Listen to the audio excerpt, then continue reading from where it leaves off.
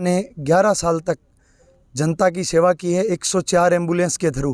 वो इनके परिवार में कमाने वाला अकेला ही था जिसका गुजारा जो 104 एम्बुलेंस से ही चलता था। नमस्कार। धरने पर बैठे एम्बुलेंस संचालक एम्बुलेंस ड्राइवर की डेंगू से मौत के बाद आर्थिक मदद की कर रहे हैं मांग। राजकीय हॉस्पिटल के बाहर लगाया धरना। लाहौर में धरने पर बैठे एम्बुलेंस संचालक। आपको बताना चाहेंगे कि जिले के नौ क्षेत्र के PHC मददपुरा में संविदा पर कार्यरत एम्बुलेंस ड्राइवर की डेंगू से मौत के बाद परिवार की आर्थिक सहायता की मांग उठ रही है। स्वास्थ्य विभाग में सुविधा पर कार्यरत एम्बुलेंस संचालकों ने इस मांग को लेकर लाहौर स्थित राजकीय चिकित्सालय में धरना भी शुरू कर दिया है। इससे एम्बुलेंस सेवाएं भी बुरी तरह से प्रभावित हुई है और इस डेंगू से हुई ड्राइवर की मौत के बाद वहां पर माहौल गरमा गया है और इस मामले ने तूल पकड़ लिया है। वहीं शनिवार को एम्बुलेंस चालक यूनियन की ओर से मृतक रमेश्वर के शव को राजकीय चिकित्सालय में लाकर पीड़ित परिवार को आर्थिक सहायता देने की मांग भी कर दी है। इसके बाद एम्बुलेंस संचालकों ने राजकीय चिकित्सालय में धरना प्रारंभ कर दिया है। धरने पर बैठे एम्बुलेंस संचालकों ने बताया कि ठेके देने वाली कंपनी की ओर से मृतक रमेश्वर की मृत्यु के मामले में किसी प्रकार की सहायता राशि के संबंध में कोई संतोषजनक जवाब नहीं दिया जा रहा है। आइए आपको सुनाते हैं कि धरने पर बैठे पदाधिकारियों का इस संबंध में क्या कहना है, सुनिए।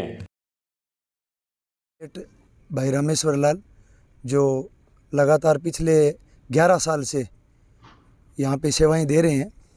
16-17 तारीख तक वो ऑन ड्यूटी थे और अचानक उनको दिक्कत हुई और डेंगू संदिग्ध निकले। उसके बाद उनका उपचार यहाँ भी करवाया गया प्राइवेट हॉस्पिटल में, सिरसा भी हुआ और वो बीकानेर PBM में कल दोपहर 2 बजे उन्होंने अंतिम सांस ली।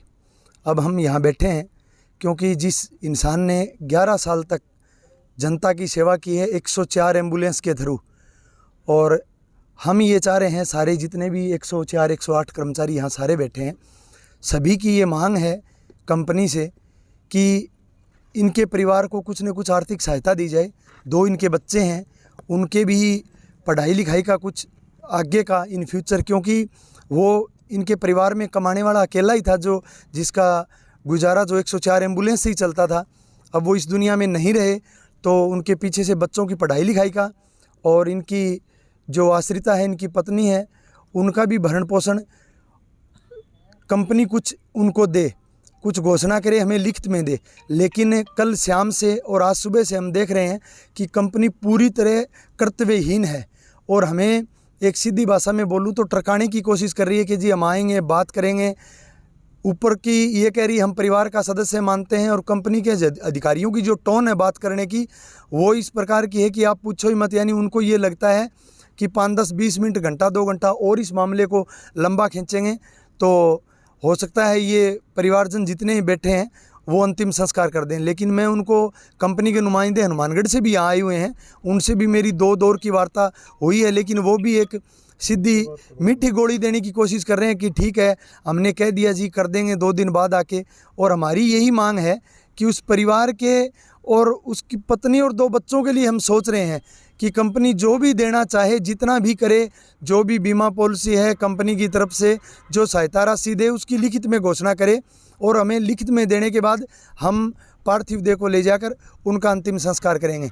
पिछले 2 घंटे से जो कंपनी के द्वारा जो बातें आ रही हैं वो बिल्कुल असंतोषजनक है और हम तो सरकार से भी ये मांग करते हैं कि कोरोना काल में भी 108 और 104 कर्मियों ने जितनी अच्छी सेवाएं दी हैं तो उसको भी मद्देनज़र देखते हुए राज्य सरकार को भी इसमें हस्तक्षेप करना चाहिए। यहाँ के जो विधायक हैं भाई अमित चचाण, उनसे भी मैं कहना चाहूँगा अगर वो मेरी बात सुन रहे हैं तो वो भी CM हाउस तक भी अगर बात करने का नौबत आए तो वो करें और जल्दी से जल्दी हमें यहाँ से आश्वासन दें और कंपनी से लिखित में कुछ न कुछ जो भी। हनुमानगढ़ से आए कंपनी के पदाधिकारियों और यूनियन के नेताओं के बीच में 2 बार की वार्ता भी हुई, लेकिन कोई भी नतीजा नहीं निकला है। यूनियन पदाधिकारियों को कहना है कि जब तक उनकी मांगों का निराकरण नहीं होगा तब तक धरना जारी रहेगा। आपको बताना चाहेंगे कि नौर के अंदर इस मामले ने तूल भी पकड़ा हुआ है।